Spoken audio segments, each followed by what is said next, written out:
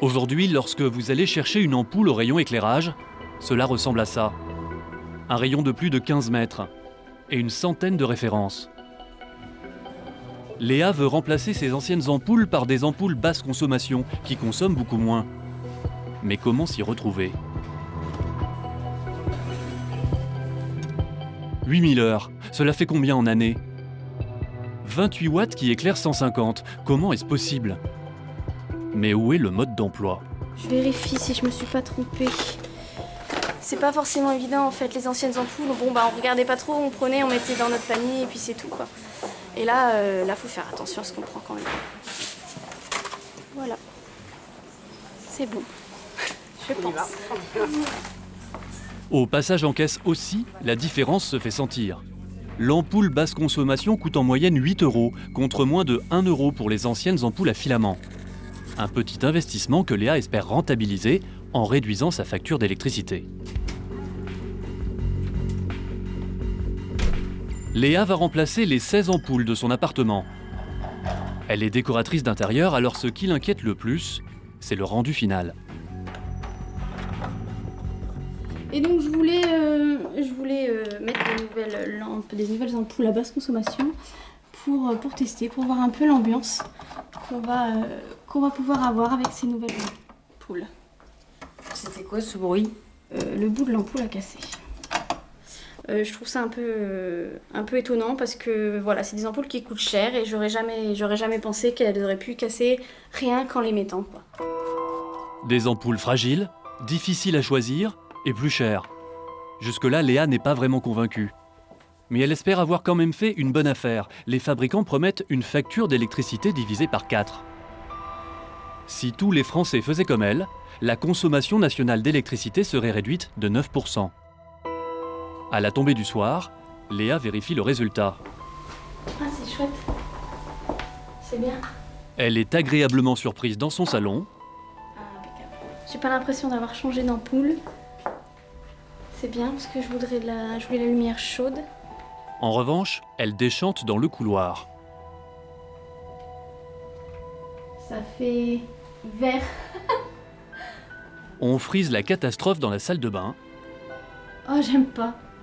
C'est très froid. Non, j'adhère pas du tout. Et dans la cuisine, c'est la déception. Ouais, là, par contre, c'est pas assez fort. Pas assez de puissance, pas la bonne couleur, résultat mitigé. Parce que là, pour cuisiner, pour la pièce principale, ça va, mais au niveau des puissances, voilà, on est vite perdu dans le choix des ampoules, on est vite perdu. Donc il faut bien maîtriser le sujet en fait. Et le sujet, nous devrons tous le maîtriser, car à partir de 2012, les anciennes ampoules à filament, trop gourmandes en énergie, seront interdites par une directive européenne. Seule alternative, les fluorescentes compactes. Sauf que ces nouvelles ampoules ne sont pas forcément toujours de bonne qualité. Pire, elles ne sont pas aussi écologiques qu'on le dit. Il semble même que loin de chez nous, là où on les fabrique, elles posent de graves problèmes sanitaires.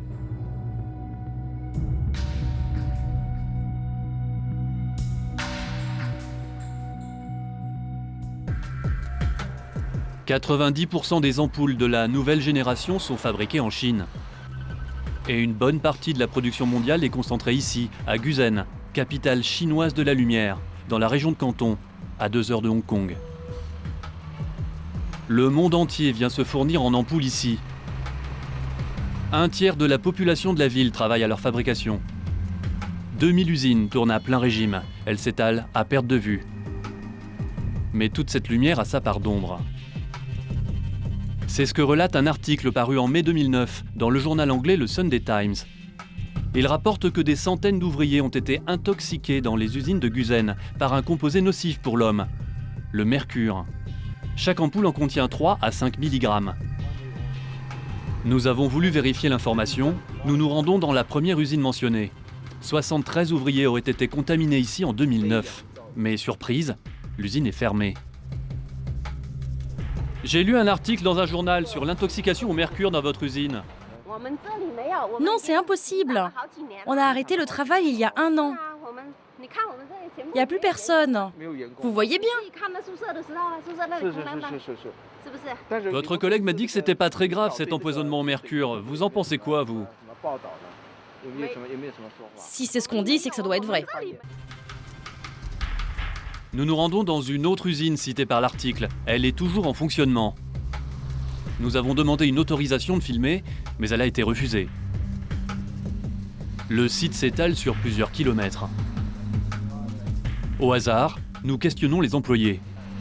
Cet ouvrier nous montre son poste de travail par la fenêtre. C'est là qu'il a été contaminé au mercure. À visage masqué, il accepte de témoigner.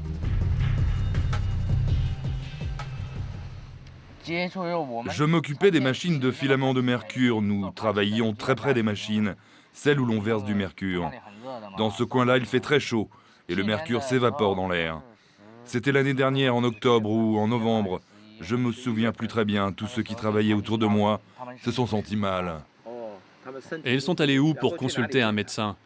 Ils sont allés dans plusieurs hôpitaux pour faire des tests et certains ont découvert qu'ils avaient un niveau excessif de mercure dans le corps.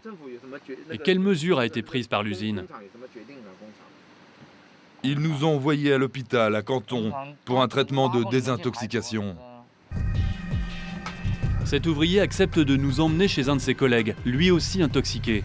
Il serait plus de 200 victimes du mercure dans la même usine. En cause, l'absence totale de règles de sécurité. Parfois, le mercure sort de l'ampoule dans nos mains. Parfois, il s'étend dans l'air. On travaille tous les jours dans un environnement contaminé. C'est donc facile d'être empoisonné.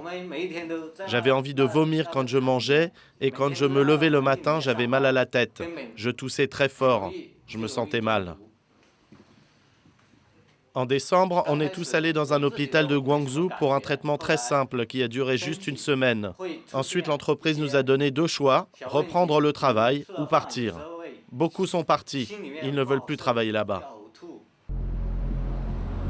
Ni les autorités médicales, ni les responsables politiques n'ont accepté de nous recevoir. Nous tentons notre chance dans cette société de conseil spécialisée dans les problèmes sanitaires. Elle travaille régulièrement pour les usines d'ampoules et la directrice accepte de nous parler. Je ne pense pas que les entreprises trouveront une solution à tout ça tout de suite, parce que cela représente un grand changement pour elles. On ne peut pas omettre les coûts financiers et le temps que cela demande. En Chine, le contrôle sur la sécurité de l'environnement n'est pas suffisant pour l'instant. La situation est plutôt inquiétante. Des centaines, voire des milliers d'ouvriers intoxiqués. Un empoisonnement passé sous silence pour ne pas entacher l'image écolo de l'ampoule basse consommation. Personne n'en parle, ni en Chine, ni en France. Retour à Paris. Dans ce quartier de la capitale se trouve le siège d'une des seules associations écologistes qui se soit inquiétée du problème, les Robins des Bois. Jackie Bonnemain, militant de la première heure, s'est tout particulièrement penché sur le danger du mercure dans les ampoules. Nous lui avons montré les témoignages des ouvriers de Gusen.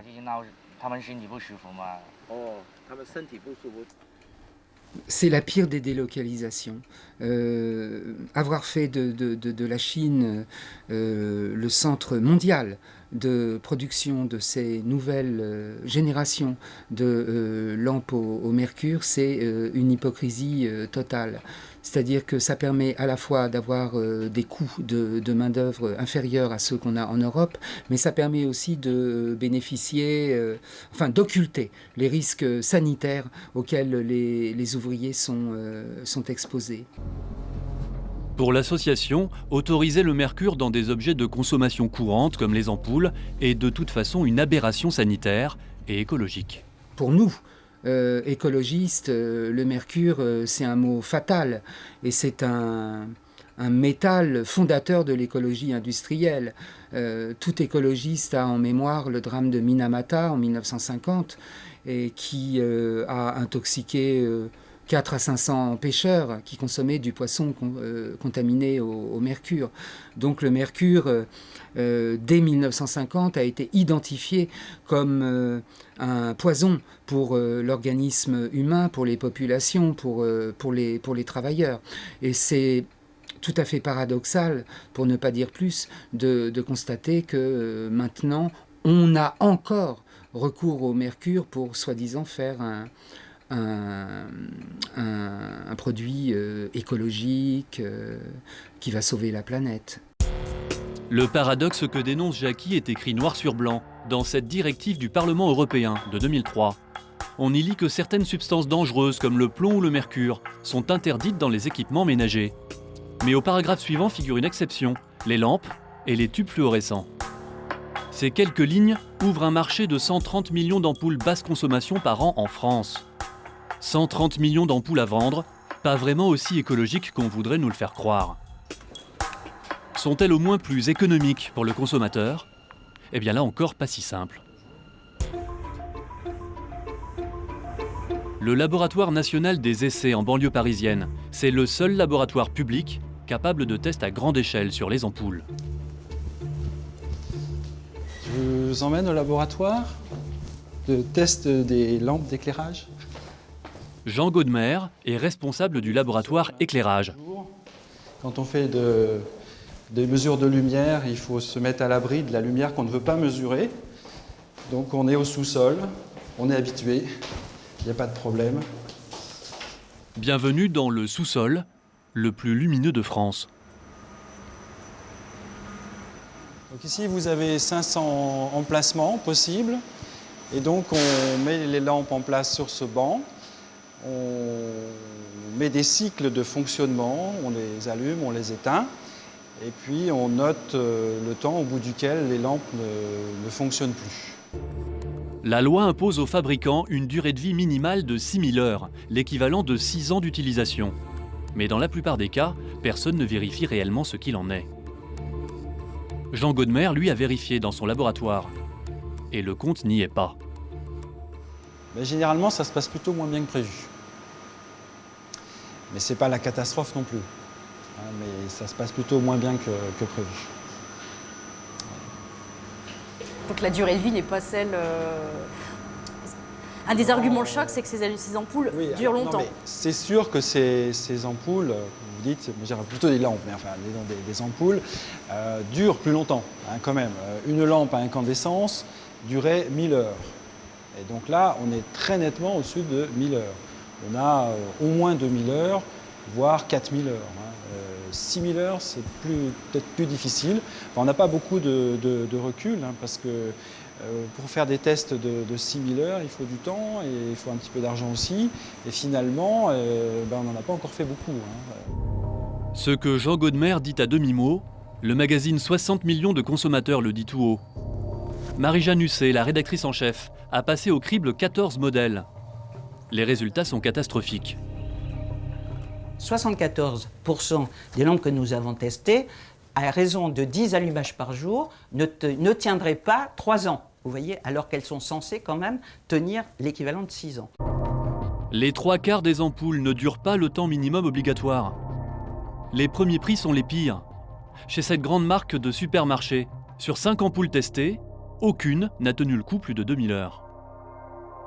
Compliqué à utiliser, pas vraiment fiable, les ampoules basse consommation laissent à désirer.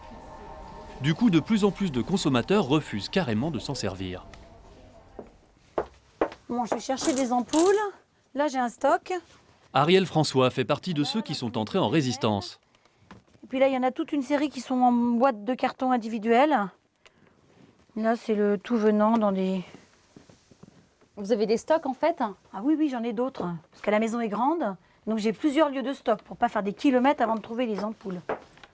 Dans sa maison, comme beaucoup de Français, elle fait des réserves d'ampoules à filaments, avant de ne plus les trouver en magasin. Même plus de blanches, on trouve plus de blanches. Donc on est obligé d'en avoir 2 différentes. C'est nul. Mais ça casse pas, c'est costaud celle-là. Ariel possède tout de même une fluorescente compacte, une seule. Elle l'a mise dans son escalier. Attention, il y a des bouquins dans l'escalier. Là-haut, j'ai une fluo compacte. Elle n'est pas trop grosse d'ailleurs. Vous allez voir. Elle s'allume tout doucement. Et je ne sais même pas si vous êtes... Au début, on ne voit rien du tout. Puis après, elle va petit à petit rentrer en intensité. Puis on va voir quelque chose. Mais ce qui inquiète le plus Ariel, c'est le danger que représentent les quelques milligrammes de mercure contenus à l'intérieur. Le mercure est interdit dans la maison. On nous a enlevé tous nos thermomètres, c'était tout à fait justifié. Et maintenant, il faudrait mettre ça dans les ampoules. Non mais c'est pas possible, on ne peut pas mettre du mercure dans les maisons, il y a des enfants dans les maisons. Ariel s'est documentée pour savoir comment réagir en cas de casse d'une ampoule. Et ce qu'elle a lu ne l'a pas du tout rassurée. Il faut d'abord éviter que les gens restent aux alentours. Deuxièmement, il faut ouvrir les fenêtres et aérer un bon quart d'heure avant de nettoyer. Il est déconseillé d'utiliser un aspirateur parce que la poudre de mercure sera envoyée dans l'air ambiant, parce que l'aspirateur il aspire et puis il ressort à l'autre bout. Ensuite, ramener tous les déchets récoltés au parc de conteneurs. Et au parc de conteneurs, c'est marqué qu'ils n'acceptent pas les ampoules cassées. D'accord. Ariel François sait de quoi elle parle. Elle est adjointe au maire à l'écologie, à la mairie de Compiègne. Elle nous emmène à la décharge municipale. Je vais regarder ce qui se passe là-dedans, moi. C'est ici qu'aboutissent la grande majorité des ampoules cassées. Vous avez vu déjà des ampoules, vous, dans votre... Dans cette collecte-là, on n'en a pas vu, mais effectivement, il y en a qui... il suffit d'arriver au bon moment et on peut en voir effectivement dans les collectes en porte-à-porte, oui. Le fait de les mettre dans ces collectes, les ampoules vont être cassées, donc elles vont rejeter tous les polluants qui sont contenus à l'intérieur, donc c'est plus un problème environnemental qu'un problème technique. Le mercure est connu pour polluer irrémédiablement les nappes phréatiques, les sols et l'air. La consommation annuelle d'ampoules en France, c'est 520 kg de mercure qui risquent de finir dans la nature. Il y a des fabricants, il y a des metteurs sur le marché. Il y a aussi, selon la loi européenne, ce qu'on appelle la REP, la responsabilité élargie du producteur. C'est-à-dire que le producteur et le fabricant est responsable de la filière de recyclage des produits qu'il met sur le marché. C'est comme ça, c'est la loi. Ça incite à de l'éco-conception. Alors je considère que développer un produit qui est riche en mercure ne fait pas partie de l'éco-conception. C'est de la conception, c'est pas de l'éco-conception. Pour éviter la catastrophe, la loi impose aux fabricants et aux distributeurs d'ampoules nouvelle génération d'organiser leur collecte. Vous les avez peut-être vus dans vos magasins, ces grands bacs pour la récupération des ampoules. Et pour nous apprendre à les utiliser, il y a des dames comme Brigitte Rich qui viennent faire l'éducation du consommateur. Vous préparez quoi là en fait? Donc là, je prépare ce que je vais donner aux clients, c'est-à-dire un petit guide, comme cela, qui leur présente le meuble de collecte, que je leur montre en même temps, un sac à lampes qui permet de conserver les lampes en attendant de les rapporter dans le magasin, et puis un petit badge. Voilà, je recycle, c'est clair. L'objectif, c'est de sensibiliser le grand public au fait que les lampes à économie d'énergie se recyclent et que Recilum est l'éco-organisme chargé de s'occuper de la collecte et du recyclage de ces lampes basse consommation. Un habillage vert gazon, de jolis cadeaux en prime, tout ça pour convaincre le consommateur que les ampoules basse consommation sont inoffensives si on les recycle. Petit badge, Et apparemment, le message passe bien. Voilà, alors je vais vous donner une documentation. En général, je suis pour le recyclage, donc je pense que c'est une bonne chose. Et c'est bien que les gens soient informés, parce que vous voyez, je ne le savais pas. Il faut les déposer. Brigitte a encore bien du travail. Aujourd'hui, seulement 20% des ampoules sont récupérées dans ces bacs en France. Quant à la filière du recyclage, vous allez le voir, elle est loin d'être totalement satisfaisante. 3 centres en France recyclent les ampoules basse consommation. Bruno Coulot dirige l'un d'entre eux, près de Troyes dans l'Aube. Ici, on recycle aussi des frigos, des fours, des micro-ondes, mais parce qu'elles contiennent du mercure, les ampoules sont traitées à part, dans ce hangar. Et on ne lésine pas sur les précautions. Si vous voulez mettre un masque... Pourquoi on met un masque? Mais non, on ne sait jamais s'il y a une casse de tube ou de lampe, il y a une petite émanation de mercure. C'est pour protéger un peu, mais il y a du courant d'air. Il n'y a pas besoin. Les ampoules récupérées vont passer dans de grosses machines qui captent le mercure. Mais attention, les déchets qui ressortent de l'autre côté ne sont pas encore complètement propres. Donc là, en fait, c'est les brisures, c'est ce qui est le plus contaminé par le mercure. Donc là, il faut faire très attention. Donc on met ça en fût bouché, on porte ça directement au broyeur. Et l'opérateur ensuite va passer ça au broyeur pour retraiter, récupérer tous les éléments qu'on fasse on va dire un recyclage immédiat pour éviter une contamination du site. Une fois le processus terminé, il reste ces sacs de poudre blanche. En principe, cette poudre est quasiment exempte de mercure, mais ce jour-là, lorsque nous faisons le test, Alors qu'est-ce que tu vois? Doucement là. le résultat est tout autre. Là, il y a combien là? Il n'y a rien. Pas tout à fait rien. 0,462 mg de mercure par mètre cube. C'est 10 fois la dose autorisée. Mais pour le directeur, on ne peut pas faire mieux. Direction la classe A. Comme ça, on est tranquille. C'est quoi la classe A? Classe A, déchets spéciaux et déchets dangereux. Classe 1. Cela veut dire que cette poudre va être scellée dans des alvéoles en béton et enfouie sous terre, comme des déchets radioactifs. Chaque année, ce site génère à lui seul 30 tonnes de déchets irrécupérables, issus des ampoules basse consommation. Et il y a des centres de recyclage beaucoup plus problématiques encore. Nous retrouvons Jackie Bonnemain. Il nous emmène en Haute-Normandie, dans la région du Havre. Ah voilà, Citron. Citron, c'est Centre international de traitement des ordures nocives. Alors quand on a vu ça arriver sur la zone du Havre, avec un quai, avec des intérêts suisses, on a vraiment senti, en 94-95, on a vraiment senti le lézard. Jackie n'a cessé d'alerter les autorités sur le non-respect des normes de sécurité dans cette entreprise qui recycle des ampoules. Personne ne l'a écouté, jusqu'à ce qu'une série d'incendies ravage l'établissement. Et là, on voit très clairement la trace de leur dernier incendie qui s'est passé il y a quelques jours, dans la halle de réception des lampes, des déchets mercuriels, des déchets électroniques. 100 pompiers sont arrivés, ça a mis des heures et des heures à s'éteindre. Et ça, c'est le 10e incendie depuis 1996. Lorsque nous arrivons sur les lieux, une équipe de la gendarmerie s'y trouve déjà, ainsi que des représentants de l'inspection du travail. Nous apprendrons plus tard qu'ils enquêtent sur les conséquences sanitaires de l'incendie. Mais nous ne sommes pas les bienvenus, nous ne pourrons pas approcher. Bon, allez, on va aller photographier ça quand même. La société a été mise en redressement judiciaire. Elle a totalement cessé ses activités depuis une semaine. Mais aujourd'hui, sur le site, il reste ces monticules de déchets pollués. Il y en aurait 76 000 tonnes. Cette usine maudite parce qu'il y a quand même eu 10 incendies et un nombre extravagant de plaintes des personnels qui nous téléphonaient, même chez nous. Et eh bien, elle a eu son agrément pour recycler les lampes au mercure, alors qu'elle prend feu au moins et qu'elle explose au moins une fois par an. Et pendant ce temps-là, on dit allez, amenez vos lampes, collectez, on les recycle, consommez, amenez-les surtout dans les bacs, on vous supplie. C'est pour le bien-être de la planète. Et le voilà, le bien-être de la planète. Regardez, toute la halle a brûlé. Quelques pas à l'entrée du site et notre caméra attire l'attention. Nous sommes abordés par le directeur de l'usine.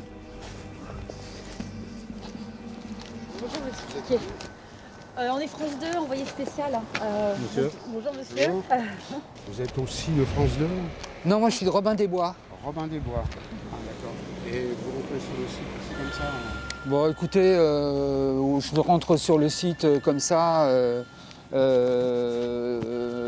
vos fumées, quand elles sortent de votre territoire, vous ne demandez pas l'autorisation. Hein. Nous demandons au directeur la permission de filmer les lieux, mais sa réponse est claire. On n'est pas un centre touristique déjà. Puis deuxièmement, pour le moment, je préfère laisser place à l'enquête, ce qui me semble logique. D'autant plus qu'on ne peut pas se prévaloir d'un quelconque résultat de ce que nous diront ces gendarmes. Nous devrons donc rester à l'extérieur. Mais Jackie Bonnemain ne lâche pas si facilement. Il veut nous montrer à travers les grillages d'autres déchets. Des résidus d'ampoules et de néons entassés dans ces sacs énormes qu'on appelle dans le jargon des big bags. Il y en a devant nos yeux 476 tonnes. Nous les voit s'accumuler finalement depuis 1 an, 2 ans, 3 ans, qui sont des résidus de la valorisation, du recyclage des lampes. Sauf que ce verre n'est pas valorisable, sinon il partirait en verrerie. Pourquoi n'est-il pas valorisable? Parce qu'il y a sans doute encore des traces de poudre fluorescente, des traces de mercure aussi. Et donc ils s'entassent là, dans des big bags qui vieillissent avec le temps, qui se percent. On vous dit qu'il y a 93% des matériaux qui sont traités, mais non, ils restent là, dans le derrière de l'usine, dans les toilettes du recyclage. Est-ce une coïncidence? Quelques minutes plus tard, un ouvrier vient colmater les fuites, tant bien que mal. Puis 2 camions commencent à charger les fameux big bags. Destination inconnue. Voilà donc comment se termine la vie de certaines ampoules prétendument écologiques, des débris dangereux, dont personne ne sait quoi faire.